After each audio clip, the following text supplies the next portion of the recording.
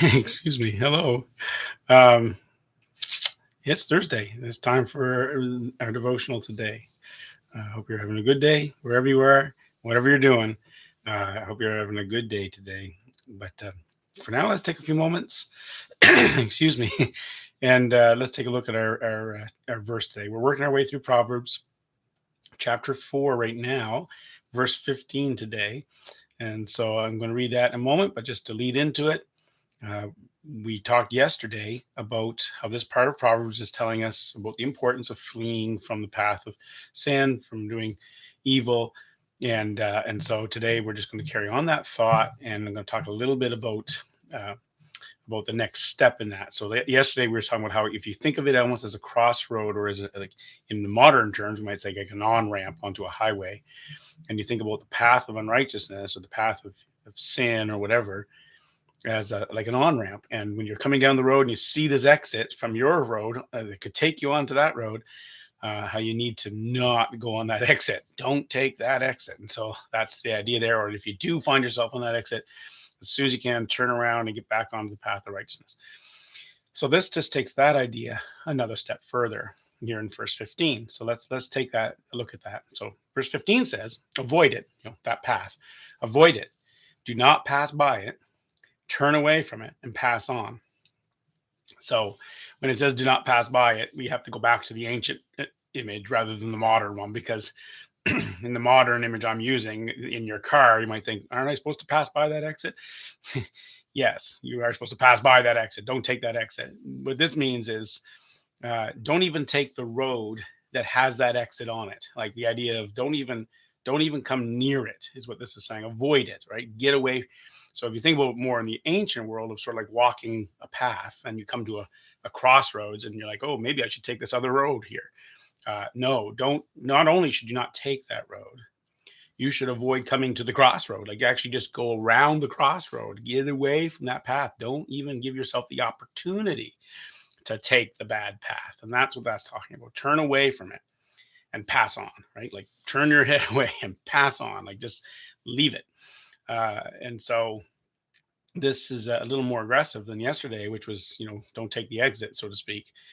This is saying don't even give yourself the opportunity to take the exit. Just get away from it. So let's go through our 4 questions and explore this idea a little further. Why should we be so absolute with this? That's the first question. Why should we be so strong in this that we shouldn't even come near the exit at all, like that path at all, the on ramp or whatever you want to call it? And the reason for that is because that's how we fall. If you don't come near it, you won't go on it, right? If you go near it, you might. And we want to be careful. Now, this especially in things like addiction is very much a thing, but even in just bad habits of life, just things that we realize this isn't good, this is bad, this is sin, or it's at the very least not very good for me. Those things. What we do in life, we maybe make a decision that I don't want to do that, or I don't want to be that kind of person, or whatever. We make a good choice and we decide to move away from the thing. But what happens is whatever it was in your subconscious that drew you to that in the first place, whether it be a big sin or even a little thing, whatever it was that drew you there in the first place didn't just go away because you decided not to do that, right? It's still there somewhere inside you and needs to, in a kind of a metaphorical sense, it needs to die, needs to go to die. But while we're in that process of getting that reprogrammed in ourselves, or killing that off, or whatever you want to call it, fights back and says, no, I want that thing. And then you're going to be drawn to it. A really good example is diets, right? You go on a diet, or you choose a new eating lifestyle, which is better than a diet. You choose that, and you say, okay, I'm going to eat healthy from now on. I'm going to do this or do that. And you make a decision. Well, the part of your body that put you on the diet you're on in the first place still has its cravings. It still wants that. And you're still going to want whatever. You're going to go on a low carb diet. Well, your body's going to say for a while, I want a high carb diet. We were on one. We liked that. And it is going to push back, and you're going to feel tempted. And what we do when that happens is we often, we don't necessarily totally give in to the temptation. We want to resist it. We say, no, I made a decision. I made a decision. But we want that old thing. And so we allow ourselves to be tempted. We go to the fridge, we go to the cupboard. When we're buying the groceries, we buy the thing that we know we shouldn't have, but we're like, "Well, it's good to have some of that in the house in case there's a guest or something." And you come up with a reason why it's okay to come close to the thing you're trying to not do. That's with food, whatever it is. And the reason we do that is because we kind of want to fall. We want the thing. And so we're tempting ourselves. We're flirting with the idea because in some part of our subconscious mind we want to fall. And so we have to be really careful of that. So this proverb is kind of telling you, like, don't give yourself that opportunity. Choose the path of righteousness and not sin, and don't even let yourself flirt with sin. Don't even come close to it. Don't ritualize, to use one of the psychological terms. Don't do that. Don't let yourself come close. Avoid the sin, and as elsewhere in the Bible it says, to actually avoid the temptation itself.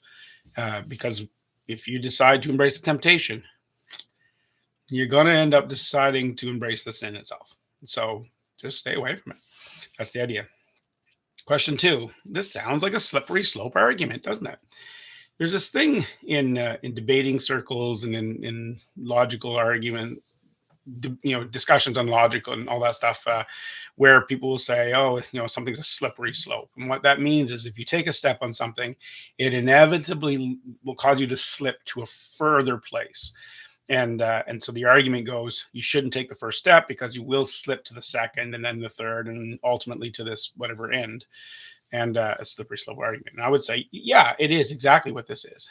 What the Bible teaches us is that sin is a slippery slope. It is a thing that if you step on it, it will slide you to deeper and worse places every time. It will do that. And so don't step on it. Don't go on that slope. It's slippery and it is a slope, and you will fall and you will go that way. There are some things in life that simply are like this. Slippery slope arguments are often criticized, and we'll talk about that in a second, the next question. But there is such a thing as a slope that is slippery. That's a real thing in the world. We go tobogganing we don't do that on unslippery slopes. We do that on snowy, slippery slopes. There is such a thing in the world as a slippery slope, and so it's a real thing. And it's not just in the physics world; it's also in the social world, and in the psychological world, and the spiritual world. There is such a thing. There is such a thing as one thing leading to another, and so we got to be careful about that. And Proverbs makes this claim very clearly that there is such a thing, because in chapter 2, if you go back and read chapter 2, you'll find where it warns about the path of the adulteress, of the sin, that the path leads to death, and none who go down that road return. It's like, you go down there, that leads to death. It has a destination, and that's true in so many things in life. If I get on a highway and drive on it, I'm going to arrive wherever that highway goes. It's just a fact of life. So then the question 3, well, aren't slippery slope arguments fallacious? Some people say if you use a slippery slope argument, it's automatically a fallacy, and that's just not true.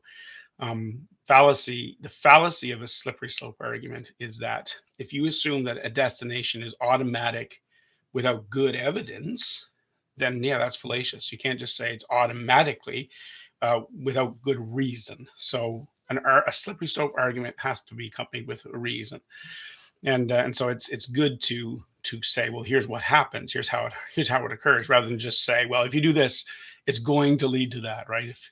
If we elect so and so, it's going to destroy this country or whatever. Well, you can't just say that. You gotta have reason.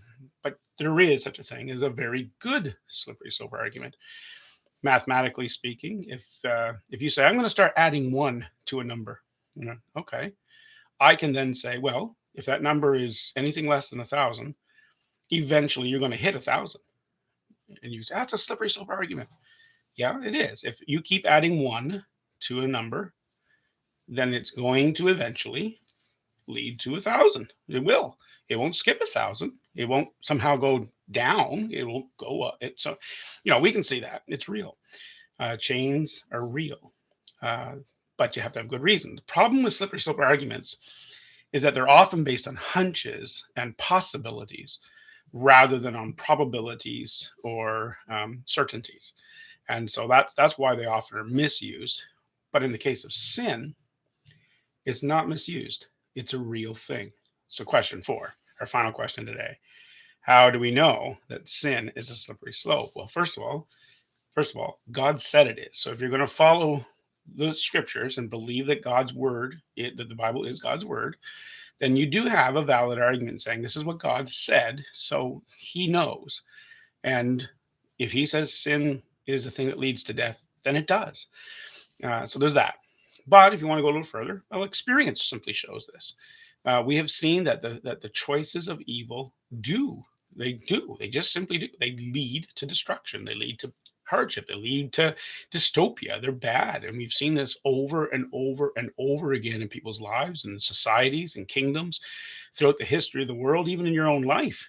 I mean, there's a reason you wanted to go on a diet in the first place, right? Why? Because I'm out of shape. Well, how do you think that happened? It was a slippery slope of eating badly over a long period of time that led to you being out of shape. So we can just simply see it through experience that there is such a thing. But then thirdly, it's just the nature of sin. It's just in its nature. It's a path, not a destination. Sometimes we simplify sin and we think of it as merely a singular occurrence that I did this thing and it was a sin. Well, okay, that's true. There is such a thing as a sinful thing that you do.